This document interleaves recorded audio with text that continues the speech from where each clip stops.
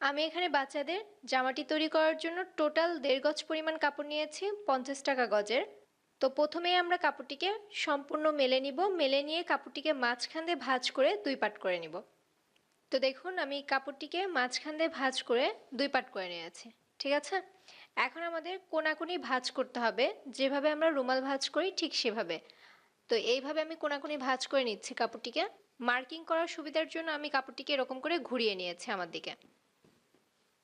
তো কাপড়টিকে ভালো করে সেট করে নিয়েছি। আর অবশ্যই কিন্তু আপনারা খেয়াল রাখবেন কাপড়টিকে ভালো করে সেট করে নেবেন, না হলে কিন্তু ভেতরে কাপড়টি ভাঁজ খেয়ে থাকলে কাটিং করার পর ছোট বড় হওয়ার সম্ভাবনা অনেক বেশি থাকবে। আমি যে সাইডে আছি সেটি বন্ধ সাইড রয়েছে আর অপর সাইডটি খোলা আছে।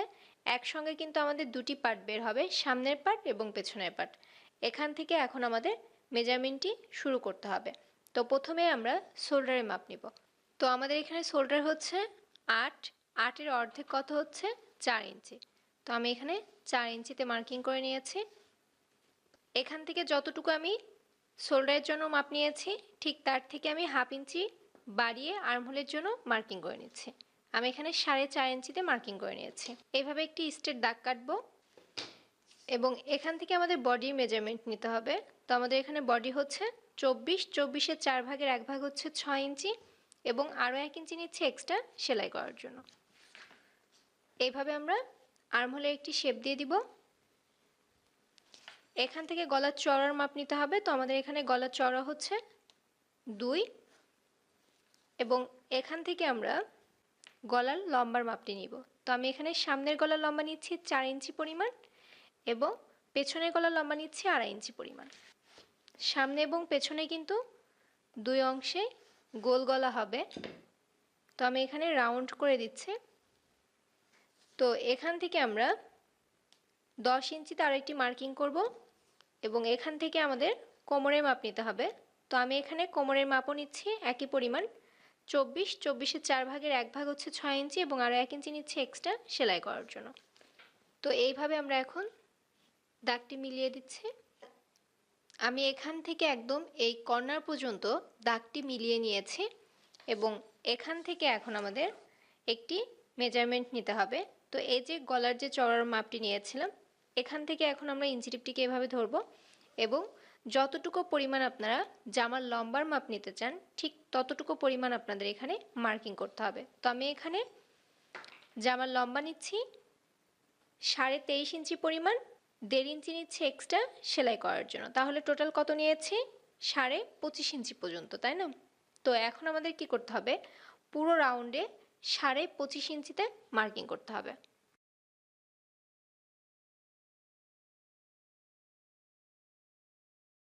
এখন আমরা এই দাগগুলো মিলিয়ে দিব।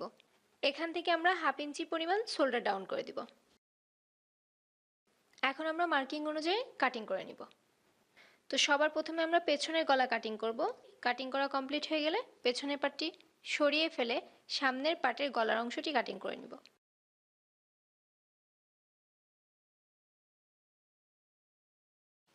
তো দেখুন আমাদের কিন্তু কাটিং করা কমপ্লিট হয়ে গিয়েছে। এখন আমরা পেছনের পার্টটি এভাবে সরিয়ে রাখবো, সরিয়ে রেখে সামনের পার্টে গলার অংশটি কাটিং করে নিব। কাপড়টিকে অবশ্যই ভালো করে সেট করে রাখতে হবে। সেট করে রাখার পর আমাদের এখান থেকে গলার অংশটি কাটিং করে নিতে হবে। তো জামা কাটিং করার পর সাইড থেকে যে কাপড় বের হয়েছে সেই কাপড়টুকু দিয়ে আমরা পট্টি কাটিং করে নিব। তো জামার গলার অংশ এবং আর্মহোলের অংশে অ্যাটাচ করার জন্য। তো অবশ্যই কিন্তু পট্টিটিকে বাঁকা করে কাটিং করতে হবে। তো দেখুন আমাদের এখানে পট্টিটির চওড়া হচ্ছে প্রায় 1.5 ইঞ্চি পরিমাণ।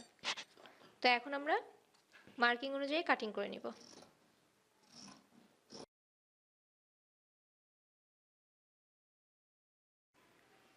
তো এখন আমি আপনাদেরকে সেলাইটি করে দেখাবো। আর সেলাইটি করার প্রথমে আমাদের শোল্ডার জয়েন্ট করতে হবে। তো নিচের কাপড়টিকে আমি সোজা সাইডে রাখবো এবং ওপরের কাপড়টিকে আমরা উল্টো সাইডে রাখবো। দুটি কাপড় ভালো করে সেট করে আমরা শোল্ডারটি সেলাই করে নিব। তো কাপড়টিকে এরকম করে মেলে নিতে হবে। মেলে নেওয়ার পর গলার পুরো রাউন্ডে এখন আমাদের পট্টি অ্যাটাচ করতে হবে এবং দুই সাইডে আর্মহোলের অংশ পট্টিটি অ্যাটাচ করে নিব। তো আমি এখানে বাঁকা করে যে পট্টিটি কাটিং করেছিলাম সেই পট্টিটিকে প্রথমে আমরা এরকম করে দুইবার ভাঁজ করে নিব। ভাঁজ করার পর এই সাইড থেকে পট্টিটি লাগানো স্টার্ট করব। তো জামার কাপড়টিকে আমি সোজা সাইডে রাখবো এবং পট্টির কাপড়টিকে আমরা উল্টো সাইডে রাখবো। দুটি কাপড় ভালো করে সেট করে আমরা সেলাইটি করে নিব।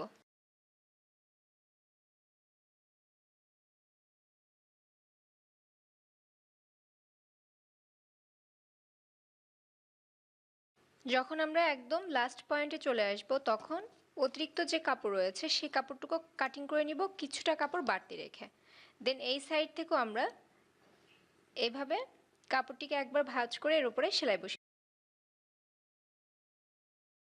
তো পুরো গলা রাউন্ড কিন্তু সেলাই করা হয়ে গিয়েছে। এখন আমরা কাপড়টিকে এরকম করে উল্টো সাইডে নিয়ে আসব এবং দুইবার কাপড়টিকে এরকম করে ভাঁজ করব, ভাঁজ করে এর উপরে সেলাই বসিয়ে দিব। ঠিক আছে।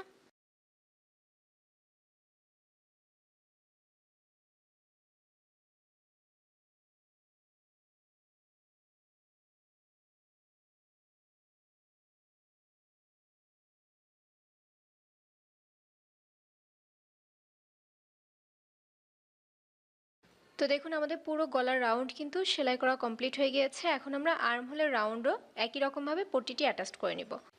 জামার কাপড়টিকে সোজা সাইডে রাখতে হবে এবং পট্টির কাপড়টিকে উল্টো সাইডে রেখে সাইড থেকে এখন আমরা সেলাইটি করে দিব। অতিরিক্ত অংশটুকু কাটিং করে নিব এবং কাপড়টিকে আমরা উল্টো সাইডে এরকম করে দুইবার কাপড়টিকে ভাঁজ করব এবং এর উপরে সেলাই বসিয়ে দিব। একই রকমভাবে অপর সাইডের আর্মহোলের অংশটিও আমরা সেলাই করে নিব।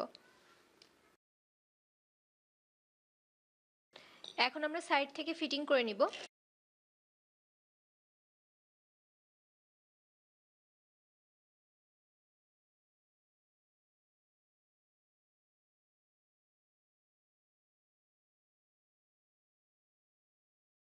এখন আমাদের নিচে ঘেরের অংশটি সেলাই করতে হবে আর এর জন্য কাপড়টিকে দুইবার এরকম উল্টো সাইডে ভাঁজ করে পুরো রাউন্ডে সেলাই করে নিতে হবে। আর এই সেলাইটি করলে কিন্তু আমাদের জামাটি পুরোপুরি কমপ্লিট হয়ে যাবে।